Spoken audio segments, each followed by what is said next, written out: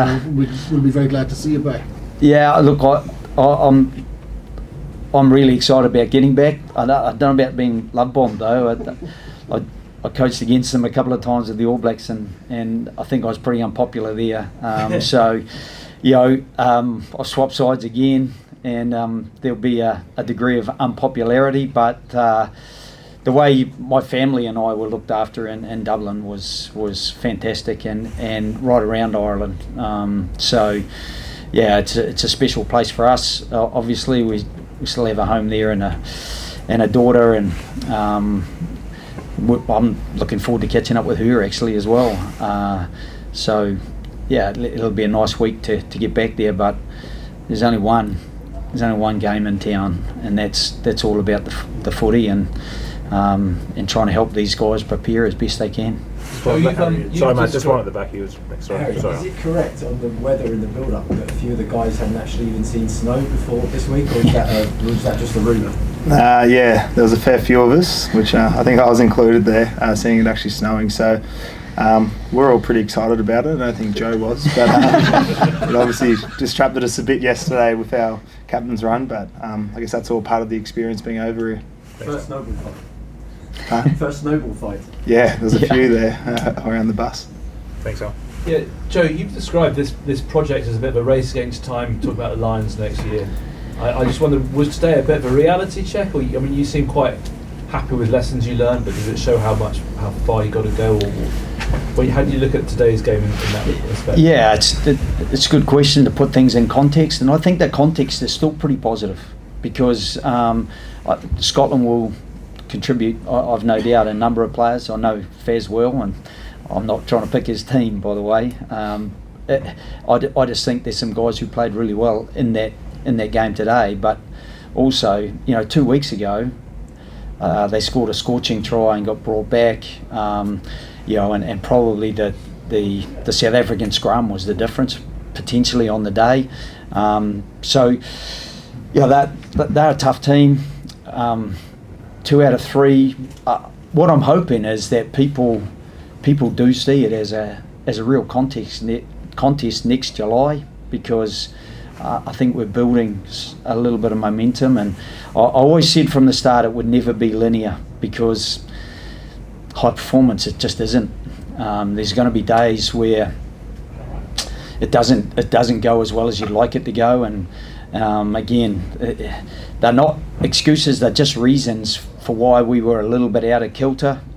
We lacked a bit of our cohesion from the last 2 weeks when we lost a couple of guys, a hooker and a lock. That's a little bit of our cohesion up front in the lead up, and I thought on the back of that our start was still really positive, so there are no excuses. But Scotland are a good side, and hopefully people can still see that there's some quality starting to be built through an Australian side that's actually starting to show a bit of depth, albeit with some pretty inexperienced players. As I said, the front row, probably a dozen caps between them to finish the game. It's a big ask for those young men, but exciting for us to start getting them involved, because that's a bit of a long-term project. Do you expect to see a fair few Scots next summer, the Lions, Joe?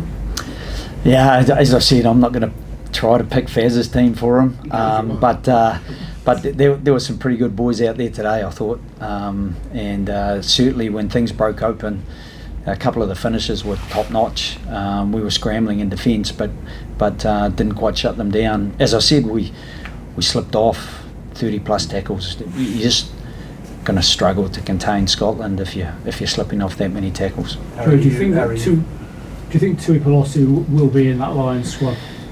Well, big ask. I think there's some really good players around. So, as I said, it's not for me to name anyone. I'd obviously be a bit of a fan of Bundy Oaki,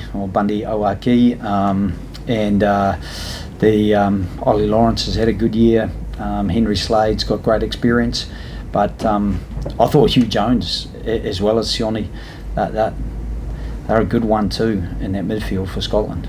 Harry, just you guys have obviously had a match-by-match focus. Like the Grand Slam dream is over. Is it disappointing that that's not on the table? now that you can, I guess, talk about it? Yeah, it is disappointing. Obviously, we were really trying to take it week to week, but I know everyone really wanted to, I guess, be a part of a bit of history. So, it does hurt, but I guess for us, it's pretty exciting to get the opportunity against Ireland in 6 days' time, because I guess they've been the benchmark for rugby over the last few years with South Africa. So we're all pretty excited for that opportunity. You've probably felt that there's been a big mood of positivity about the team back at home. Have you kind of, has the team felt that? Yeah, the team's definitely felt that. I think when you're getting some positive results, and I think everyone back home sees we're heading in the right direction, and for us it's now obviously disappointing performance today, but we get such a good opportunity next week to finish on a high note and for what is a very, very exciting 2025. Thanks, Al. Joe, one more after this, please. You said you don't want to try and pick Faz's team for him or for us, and I respect that, and of course you wouldn't.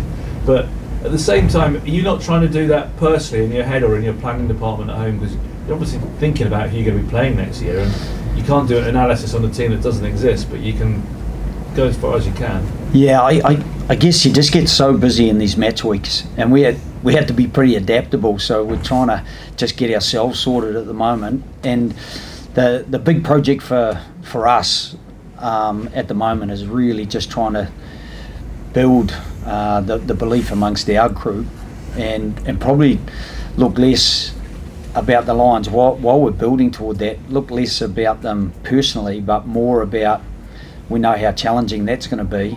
Let's just build some belief and some structure around our game that will best serve us to be prepared when they do arrive next July. The last one on the back, please. When things weren't going so well in the Rugby Championship for you, was there a moment or something in training where you thought, no, these blokes can turn it round, and end up in a situation you were at the start of this month with a couple of wins? Yeah, again, I really do believe in this group, and I think they're starting to believe in themselves. I don't think necessarily that they did initially. I think it was a little bit of a deflated situation initially, but in some of those games, we missed a kick to lead South Africa at half time in Perth. That would have been a real fillip for us and an opportunity.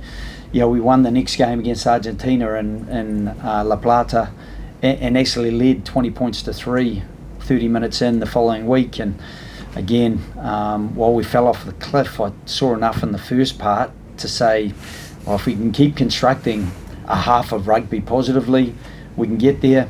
Same with the All Blacks.